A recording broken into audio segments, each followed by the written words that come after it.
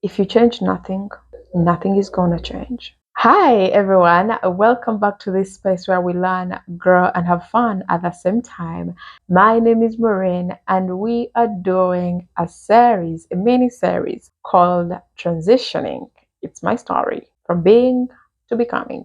So if you're new, we're on part 3. This is part 3. So if you're new, and you haven't caught up with part 1 and 2, you need to get back and catch up with part 1 and 2, because in this part you may not really understand how did we even get here.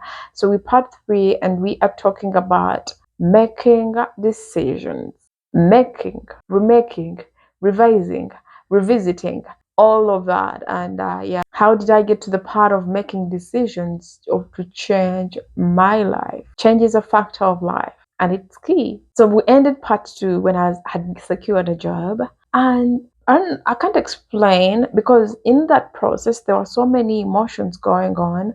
So I don't remember really how did I feel, how did I really feel on securing this job. But one thing I remember is I was grateful. I don't remember if I was excited. I just remember I was grateful. I was grateful to God that I secured a job. There were so other emotions going on, but at least I remember I was grateful. Anyway, I started the job, and I'm working. This job particularly, I wasn't like supposed to be there so early and everything. I had morning hours to myself, and I'll be like, okay, what should I do in the morning? I had time for myself, and where I was there. So in part 1, if you caught up with part 1, you remember like I had a grand plan, and the grand plan was like I'm not being employed for so long, but I end up being still employed. But in this job, when I secured this job, it still came back to me. It's like, Maureen, you can't be here forever. You can't be employed. And I'm like, okay, yeah, I know I can't. I just can't. So I start thinking of the escape route, but this time I'm not so serious about it. I'm lazing around, thinking through it and everything, because can you breathe in? You just gotten a job. Can you sit and breathe for a moment, Maureen? I anyway, I'd be working on the job. I'd be working on the job and thinking of things. Okay, I need to save money again. Remember, I had promised myself I'm not saving money. I'm not pursuing no dreams. I'm living my best life. But yeah, I didn't really do that. I didn't because it kept popping. It kept popping. I'm not going to be, I can't be employed forever. I can't be employed forever. It kept popping up. But anyway, I was nonchalant because when I get disappointed, I tend to give. I tend to give up when I get disappointed. So what happened in part 1, I was disappointed. And my initial response to disappointment is giving up. So I gave up on pursuing a dream. I gave up on pursuing, all that I had said, because I mean, even the age I wanted to achieve it, I'm already past it. So I'm like, why? Why suffer? Let me just chill and enjoy what I can enjoy in the moment. Anyway, so I bit there, but still I get frustrated. I feel stuck. I feel like being put in a box. I feel like I'm in a bondage. I feel like I'm being put in a box somehow. And pray. I ask God, like, God, why am I in this situation? I'd be frustrated. I'd be in the moments. But one time, the frustration could just happen in some moments, and then other moments I'm fine. I'm chilling. I'm like I'm okay. But one time, one of my mom, she sends me a placard.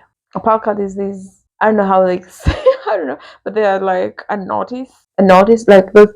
I don't know how to explain them, but it's called a placard. So she sends me a placard, and she tells me, when I bought this, I was thinking about you. And it had the words that all of us have had these words, I think.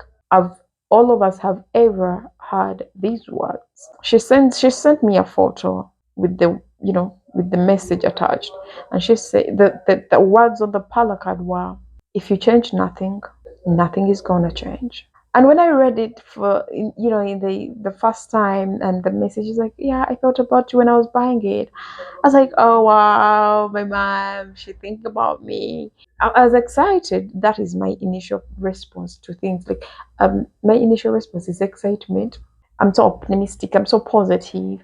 I'm like, oh wow, my mom, she thinks about me, da da da. But then after a day or two, I'm like, she's telling you something. I believe the Holy Spirit was like, Maureen, she's telling you something. Don't be blind. She's telling you if you change nothing, Maureen, nothing in your life is going to change. And that hurt me. It didn't hurt me in a way like it hurt me. Oh, it kind of embarrassed. I felt embarrassed. I don't know the word, but it kind of made me feel a certain way. Maybe I was like, maybe I thought I was hiding it. But then when she said it, it made me feel, oh, they see it.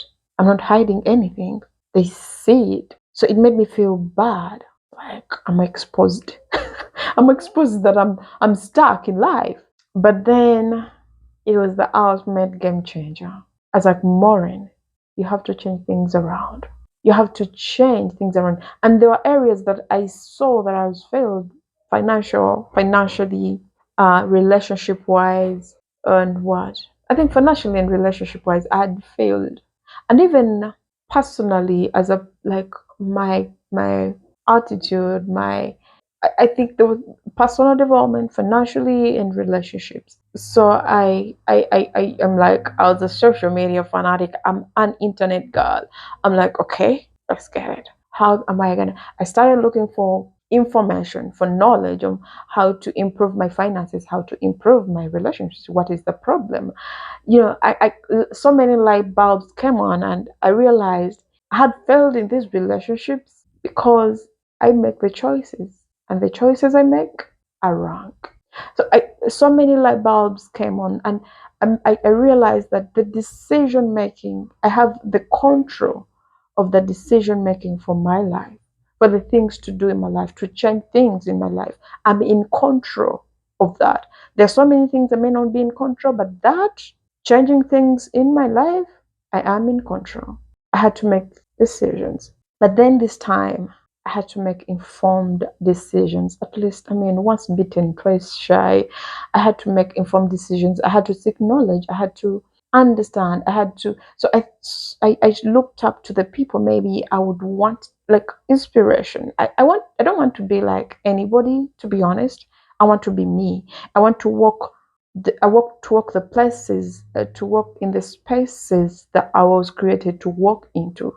I don't want to walk in the spaces because someone else walked into them. I want mine. For me, that is my prayer to God. I look at people and I'm like, wow, that is nice for them. But honestly, in my case, I want mine. I don't want anybody else. I want, yeah, if you get this, you will understand that you don't need to be jealousy, or there is something for every one of us. If you are breathing, there is something for you. So I was like, I want mine. I could look up to these people to seek inspiration, to seek the knowledge, to seek the understanding of things, so that when I'm making a decision to do something, I'm making an informed decision, not because someone else did it. And I had to look within myself. I had to do so much before I make these decisions. And yes, I made so many decisions around.